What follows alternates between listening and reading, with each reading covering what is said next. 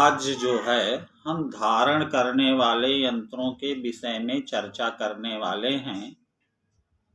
आप लोग बहुत ध्यान से सुनिएगा। कुछ ऐसे यंत्र होते हैं कि जिन्हें आप दाहिने हाथ में या गले में धारण करें तो उससे तमाम आपको लाभ मिलेंगे। जैसे एक महामृत्युंजय यंत्र होता है। ये यंत्र सावन के महीने में बनाया जाए या प्रदोष के दिन बनाया जाए अथवा सोमवार के दिन इसका निर्माण किया जाना चाहिए। कलम अनार की होती है, स्याही अष्टगंध की होती है। अष्टगंध में केसर, कस्तूरी, गोरोचन, लाल चंदन, इलायची, सुगंध वाला, सुगंध कोकिला और कुमकुम। कोई कोई कुमकुम के स्थान पर इलायची या कपूर भी मिलाते हैं। इस स्याही को तैयार करके उस कलम से ये यंत्र तैयार किया जाता है। यंत्र तैयार होने के बाद इसकी प्राण प्रतिष्ठा होती है और ऐसे जगह पर इसको रखा जाता है कलश के ऊपर जहां पर महामृत्युंजय का अनुष्ठान हो, कम से कम 1.25 लाख। आप एक साथ अनेक यंत्र 10, 20, 50, 100, 200 यंत्र बना करके स्थापित कर दें कलश में तो सबके सब सिद्ध हो जाएंगे। और इस यंत्र को यदि चांदी के ताबीज में धारण किया जाएगा तो स्वास्थ्य में अनुकूल प्रभाव मिलेगा, बीमारियां दूर होंगी, आप अपने अंतर्गत अपने को स्वस्थ महसूस करेंगे, शरीर में ताकत महसूस करेंगे।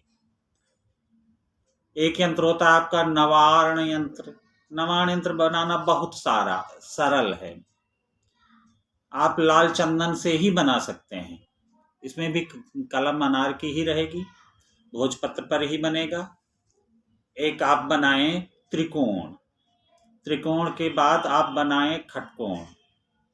त्रिकोण के तीनों कोनों में क्रमशः ऐं ह्रीं क्लीं लिखिए। खटकोण के 6 कोनों में चा मुंग डा यई बिच्चे ये लिखेंगे आप। इस यंत्र को बना करके प्राण प्रतिष्ठित करके कलश पर स्थापित करें। इसके सामने नवाण मंत्र का जप करें और दुर्गा सप्तशती का पाठ 9 होना अनिवार्य है। भले ही वो किसी के लिए कर रहे हो तब भी उसका प्रभाव यंत्र के ऊपर हो जाएगा। यंत्र तैयार होने के बाद इसे आप ताबीज में भर करके किसी को पहनाएंगे तो वो अपने अंतर्गत बहुत ही शक्ति अनुभव करेगा। हम तो लोगों को महामृत्युंजय नवाण यंत्र साथ में मिला करके ही चांदी के ताबीज में धारण कराते हैं। इसी तरह जैसे भाग्यवर्धक यंत्र है, उसको अगर ताबीज में पहनाया जाए तो व्यक्ति का भाग्य अगर रुक रहा है कहीं से तो आगे बढ़ेगा। प्रतिष्ठावर्धक यंत्र होता है, उसे अगर आप समय से बनाएं, सिद्ध करके पहनाएं तो आपका मान सम्मान सुरक्षित रहेगा। इसी तरह आपका एक ब्रह्मास्त्र यंत्र होता है। ये माँ बगलामुखी के ब्रह्मास्त्र यंत्र लिखा जाता है, माँ बगलामुखी का मंत्र लिखा जाता है और एक तरफ इसमें दोनों तरफ लिखा जाता है भोजपत्र में। इसके पहले के जो हम यंत्रों की चर्चा कर रहे थे उसमें भोजपत्र पर एक तरफ लिखा रह जाता है।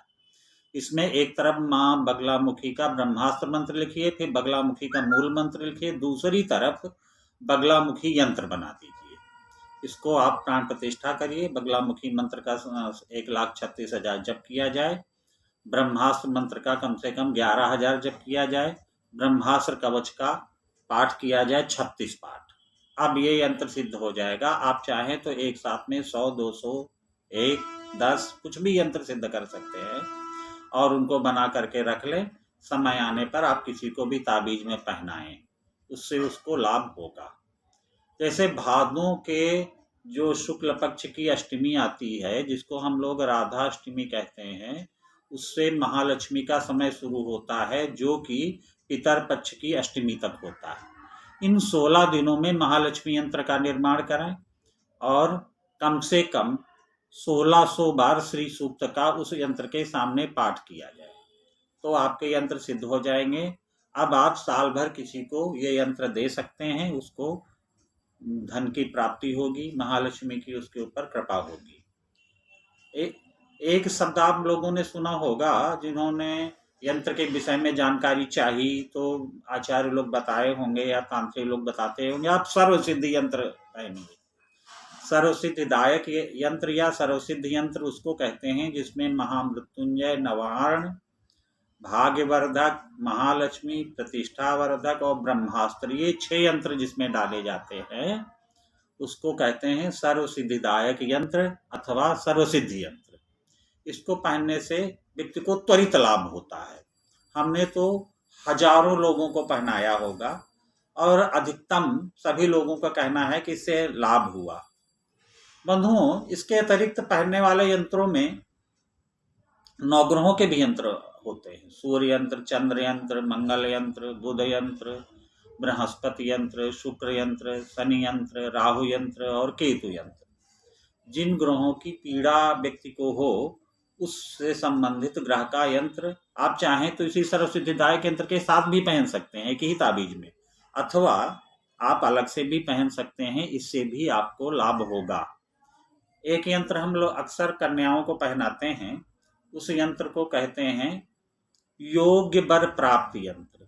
बंधुओं, ये यंत्र का ये प्रभाव नहीं कि उसका विवाह शीघ्र हो जाए, लेकिन उसका विवाह किसी योग्य वर के साथ हो, इसलिए ये यंत्र हम कन्याओं को पहनाया करते हैं।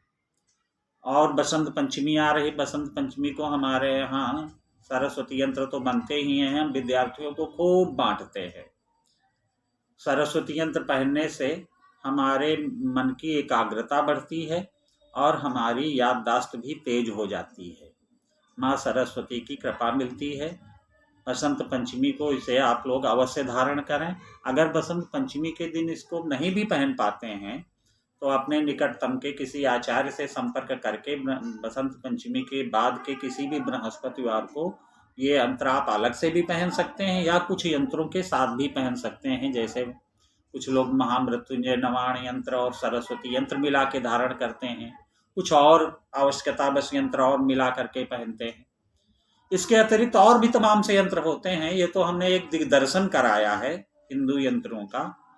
और बंधुओं, मुस्लिमों में भी यंत्र पूजन का तो महत्व नहीं है, उनके यहाँ पूजन यंत्र तो नहीं बनते हैं, लेकिन धारण करने वाले तमाम यंत्र बनते हैं और वो सब यंत्र वो लोग कागज में लिखते हैं और ऐसे ही सामान्य स्याही से लिखते हैं। अपने यहाँ तो हर यंत्र की अलग अलग स्याही के विषय में बताया गया है। जैसे सरस्वती यंत्र की जो स्याही होती है बहुत ही विलक्षण होती है, उसके विषय में कभी और बताएंगे। माँ भगवती की जय।